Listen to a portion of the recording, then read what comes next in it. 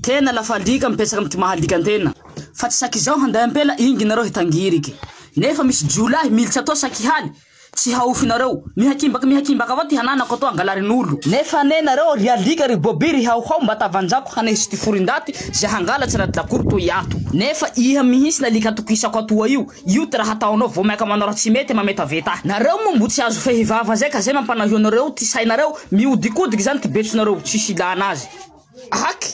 aia koa ty alika hitangiriko hihisa handondo am varavaran'olombelo zao ka ataonareo io fa tsy tiako hamonoko anareo rohizako nareo ketsehiko nareo laha zao ataonareo io sanjaka nzo fety crise tsisy raha henany tia nareo fananaranareo maray sy hariva atoandro atoa tsy darety fototsofonareo fa tsy hainareo handiny taolakena hatoraka aminareo avao tsy sasinareo njaraiky anaty lakoro toy ato mandehana fa ka darety fananarako fa zao nakilahinao iha koa ka manjimansilany eo fa anatina aby nareo fa tsy manjimanjy mananarety iha lahinao avao lika amy tana toy fa lafa tena bevoka ka mihaokaoka antsofoko ito fa de merde ty lehilahinao mbao fa zao tsy mananjala handesanareo andapitaly